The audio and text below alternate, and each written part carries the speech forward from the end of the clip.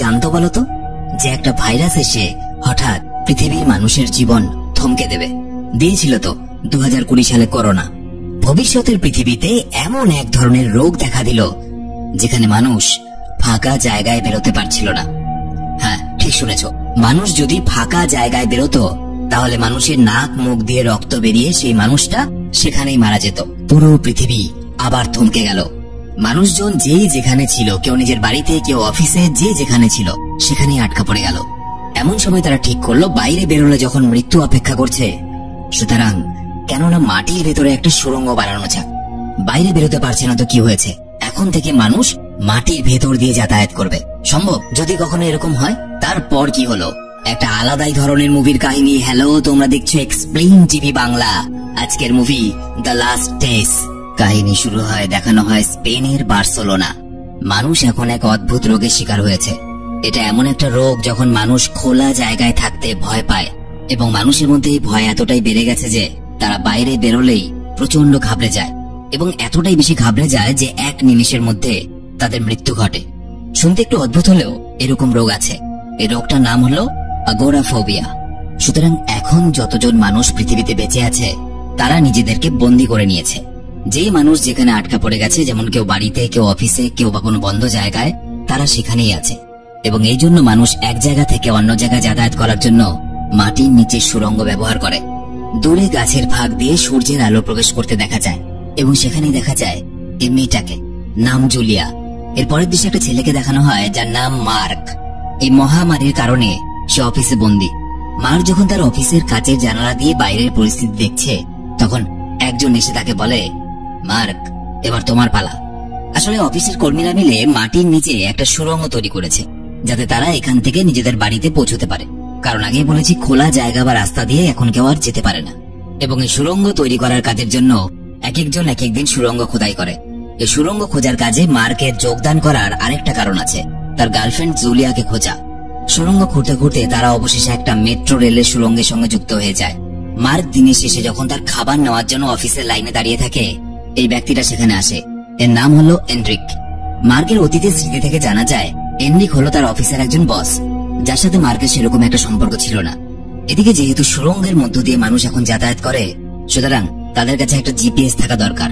যেমন আমাদের মোবাইলে থাকে, আমরা ম্যাপ দেখে যে কোনো জায়গায় যেতে পারি। এনরিকের কাছে জিপিএসটা থাকায় মার্ক তার কাছে সাহায্য চায়। এনরিক প্রথমে জিপিএসটা দিতে রাজি না হলেও তারপর সে মার্কের সাথে একটা ডিল করে। ডিল অনুযায়ী এনরিক মার্ককে তার গার্লফ্রেন্ড জুলিয়ার কাছে নিয়ে যাবে, এবং তারপর মার্ক সাহায্য করবে এনরিককে নিজের ভিলা, যার নাম অলিম্পিকা, সেখানে যেতে। তারা সবাই মেট্রো রেলের সুড়ঙ্গ দিয়ে হাঁটতে হাঁটতে একটা স্টেশনে এসে পৌঁছায় যেখানে অনেক লোকজন দিয়ে ভর্তি। এই লোকের ভিড়ে একটা ছোট্ট ছেলে এনরিকের জিপিএস রাখা ব্যাগটা ছিনতাই করে পালিয়ে যায়। ছেলেটাকে তাড়া করে মার্ক আর এনরিক তাদের আড্ডায় পৌঁছায়।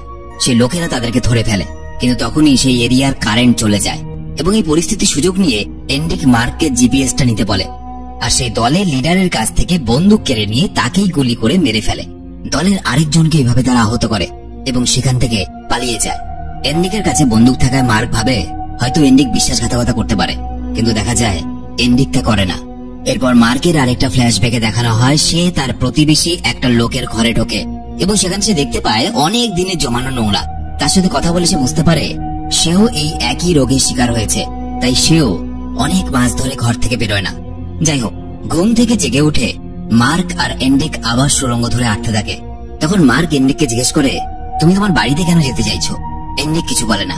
দেখা যায় এনরিক একটা প্লাস্টিকের প্যাকেটে বিভিন্ন ধরনের বীজ জমিয়ে রেখেছে, গাছের বীজ, ভবিষ্যতের জন্য। সুড়ঙ্গ দিয়ে চলতে চলতে তারা একটা ড্রেনের মুখোমুখি এসে পৌঁছায়, যার মধ্য দিয়ে তারা মার্কের বিল্ডিং এর নিচের নর্দমান লাইনটাতে পৌঁছে যায়। সেখানে আন্দাজ করে ঠিক বিল্ডিং এর নিচে একটা ছোট গ্যাস সিলিন্ডার লাগিয়ে তাতে গুলি করে বিস্ফোরণ ঘটিয়ে বিল্ডিং এ ঢোকার প্ল্যান করে। এনরিক হাতে ব্যথা পাওয়ায় সে প্রথমবার মিস করে যায়। মার্কও প্রথম চেষ্টা ব্যর্থ হয়। তীব্র আওয়াজের কারণে তার কান দিয়ে রক্ত বেরোতে থাকে, কিন্তু দ্বিতীয় চেষ্টায় তারা সফল হয়। বিল্ডিং এ ঢুকে নিজের ঘরে গিয়ে মার্ক দেখে সেখানে জুলিয়া নেই, বরং একটা অন্য পরিবার আশ্রয় নিয়েছে। তাদের থেকে জানা যায় তারা যখন এখানে আসে তখন নাকি বাড়িতে কেউ ছিল না, এবং সেজন্য তারা এই বাড়িটাতে আশ্রয় নিয়েছে। তারা সবগুলো ঘর খুঁজে দেখে কোনো ক্লু পাওয়া যায় কিনা যে জুলিয়া কোথায় গেছে। এই সময় মার্ক একটা আল্ট্রাসোনোগ্রাফি রিপোর্ট খুঁজে পায়, এবং যেটা দেখে সে জানতে পারে যে তার প্রেমিকা জুলিয়া প্রেগনেন্ট। এই সময় অতীতের আরেকটা ঘটনা মনে পড়ে যায় মার্কের। একদিন জুলিয়া আর মার্ক বসে চারদিকের পরিস্থিতির খবর দেখছিল।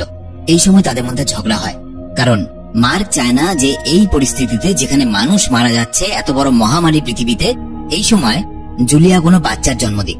কিন্তু জুলিয়া ভাবতে থাকে যে মার্ক হয়তো তাকে কোনোভাবে ঠকাচ্ছে, সে হয়তো বিয়ে করতে চায় না।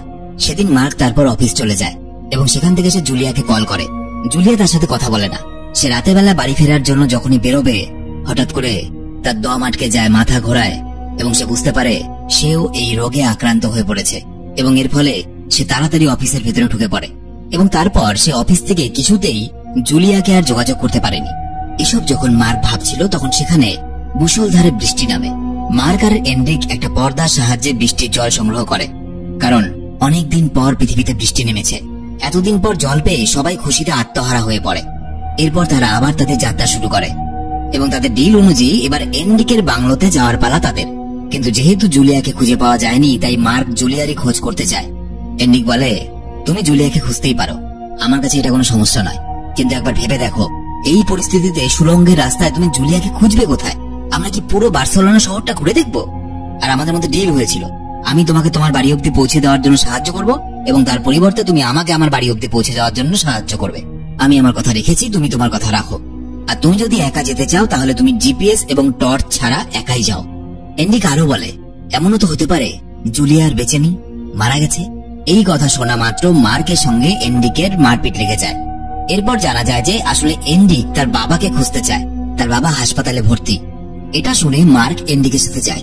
তারা একটা চার্চে একটা লাইটার আর মদ খুঁজে পায়, যার সাহায্যে তারা সেখানে আগুন জ্বালায় এবং তখনই সেখানে হঠাৎ একটা ভাল্লুক চলে আসে এবং তাদের উপরে আক্রমণ করে দেয়। কোনোভাবে তার সঙ্গে লড়াই করে একটা তীক্ষ্ণ লাঠি দিয়ে ভাল্লুকটাকে তারা মেরে ফেলে এবং আগুনে পুড়িয়ে তারা মাংস খেতে খেতে গল্প করে। হ্যাঁ, ভাল্লুকের মাংস খাচ্ছিল। এরপর দেখা যায় তারা হাতে মশাল নিয়ে আবার সুড়ঙ্গের মধ্যে দিয়ে যাচ্ছিল এবং যাওয়ার সময় তাদের সাথে দেখা হয় একদল মানুষের সাথে, যারা সেই সুড়ঙ্গ দিয়েই অন্যদিকে যাচ্ছিল। এই মানুষদের থেকে তারা জানতে পারে তারা যে হাসপাতালের উদ্দেশ্যে যাচ্ছে, সেই হাসপাতালটাতে নাকি আগুন লেগেছে। এটা শুনে এন্ড্রিক পাগলের মতো দৌড়ে গিয়ে একটা উঁচু বিল্ডিং এর সব থেকে ওপর তলায় গিয়ে বাইরে দেখে পুরো হাসপাতাল আগুনে জ্বলছে এবং এই হাসপাতালে যেহেতু এন্ড্রিকের বাবা ভর্তি, সুতরাং তার বাবার সঙ্গে দেখা করার বা তার বাবার বেঁচে থাকার আর কোনো আশা থাকে না। তার বাবা ওই হাসপাতালের 5 তলার একটা বেডে ছিল। তার বাবা কোমার রোগী। এন্ড্রিক এটা দেখে প্রচন্ড ভেঙে পড়ে। সে ভাবতে থাকে, যখন আমার বাবাই বেঁচে নেই, সুতরাং আমি বেঁচে আর কি করব? কারণ পৃথিবীতে তার বাবা ছাড়া আর কেউ ছিল না। তাই সে লাফ দিয়ে সেখান থেকে আত্মহত্যা করতে যায়, কিন্তু মার্ক সঠিক সময় তাকে বাঁচিয়ে নেয়। এন্ড্রিক মার্ককে বলে, তোমার আর আমাকে দরকার নেই, আমাদের ডিল তো শেষ হয়ে গেছে।